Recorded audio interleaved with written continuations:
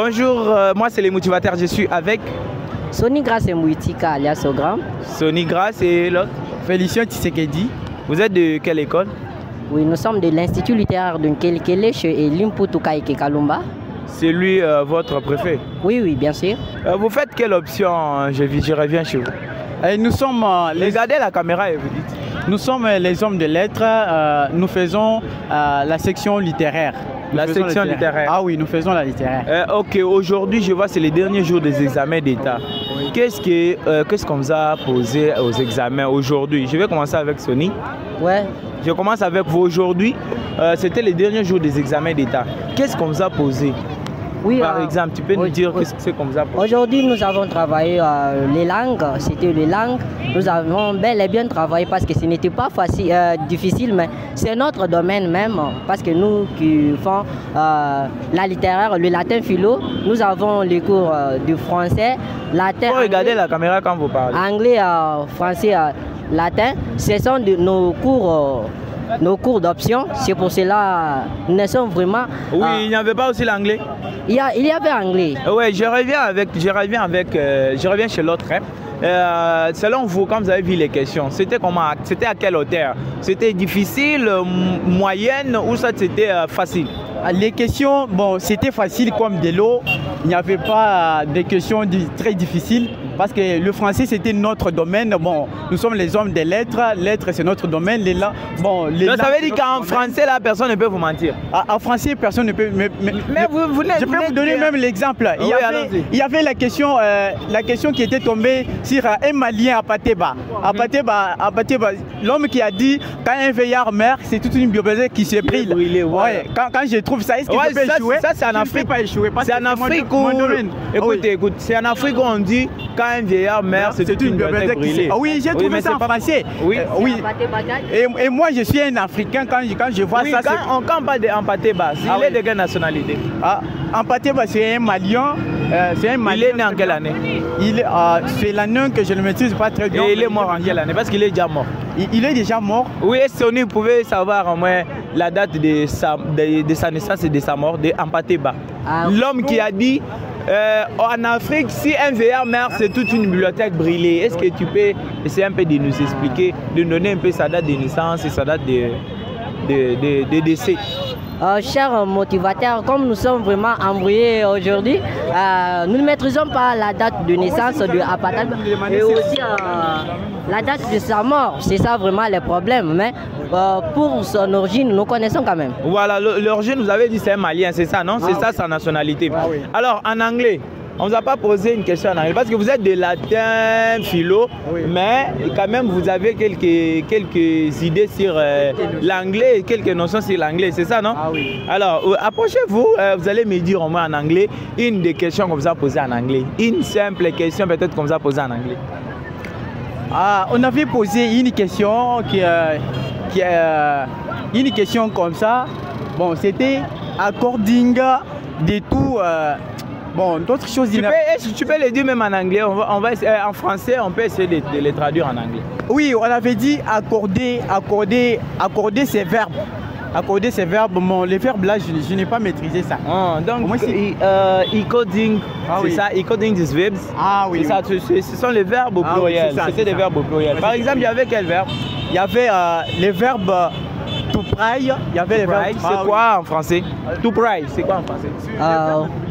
Verbe to pray, c'est-à-dire verbe plier, c'est ça? Voilà. Le verbe to pray, c'est en anglais et en français, c'est le verbe prier. C'était seulement ça, c'était pour accorder. Accorder avec une phrase ou accorder comment? Vous pouvez un peu expliquer. Accorder avec une phrase, oui. Les verbes s'accordent. Non, mais moi je ne connais rien de français. C'est à vous de me dire. Oui. Parce que premièrement, moi je suis un physicien. Oui. Le français, c'est une langue que nous parlons. C'est parce qu'il faut parler l'anglais là. Mais sinon, moi je suis physicien. Alors expliquez-moi, accorder, c'est quoi?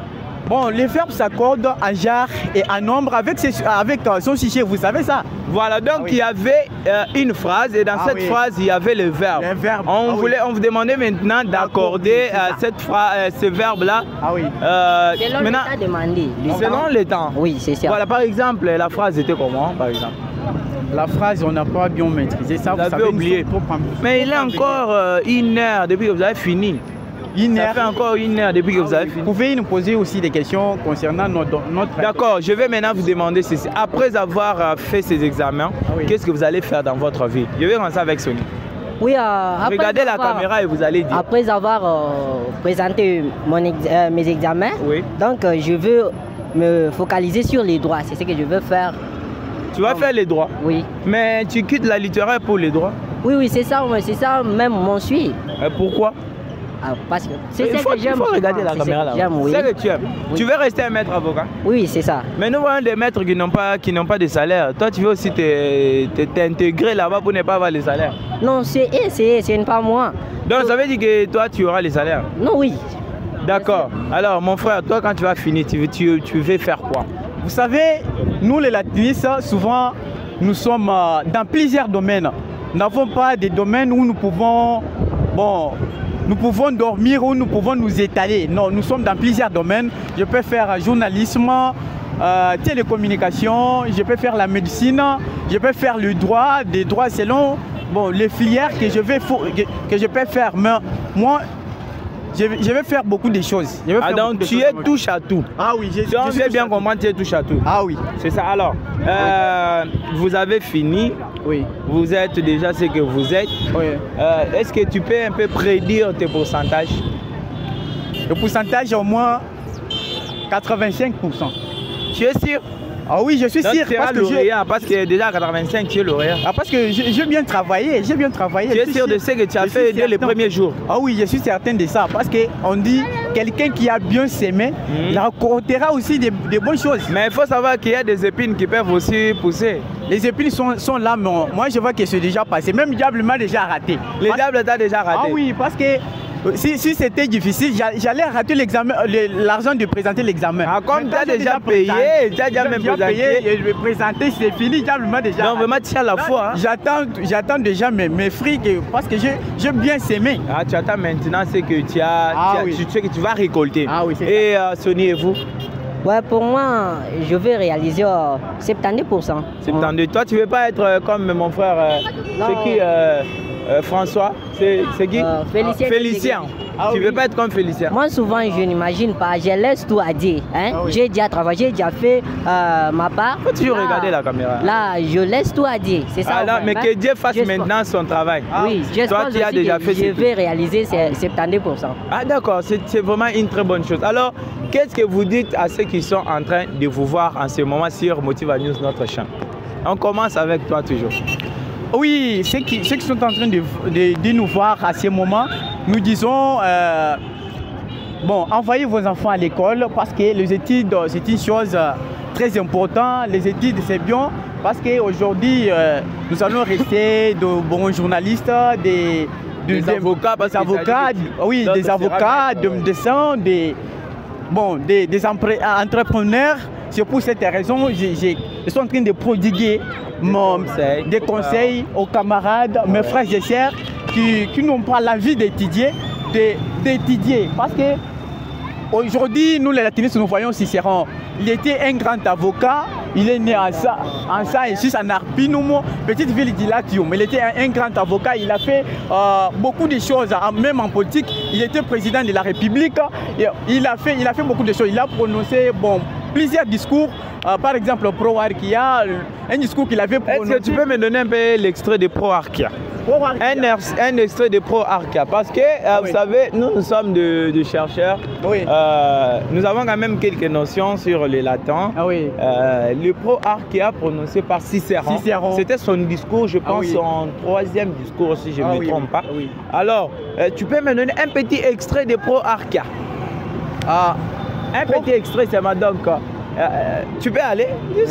Allons-y. Oui, les discours de Cicéron. Et ça parlait de quoi? Oui, ça parlait. Il défendait Archias. Donc c'est un discours là judiciaire.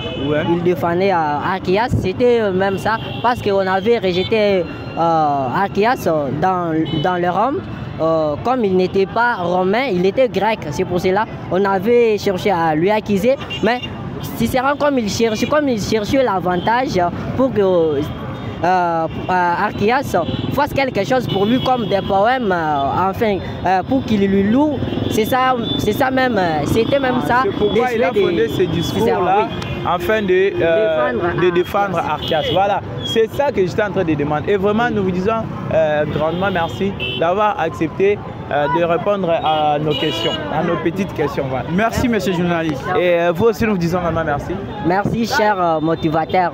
Merci. C'était là les élèves de l'Institut littéraire Nkelekele. Là, nous voyons le préfet Elim Poutou-Kalumba. Alors, vraiment, nous constatons qu'il y a une formation et nous constatons qu'il y a vraiment qu'est-ce que je veux dire, la discipline, voilà. Parce que nous le voyons même leur habillement bien enfilé et tout. Donc, ça fait du bien. Alors, restez toujours branchés sur Motiva News. Abonnez-vous et partagez ces vidéos. Mettez votre commentaire. Dites-nous comment vous avez trouvé la vidéo et comment vous avez trouvé nos amis Félicien et Sony. Comment vous les avez trouvés. On se dit à la prochaine. Ciao. Merci beaucoup pour tout la bière.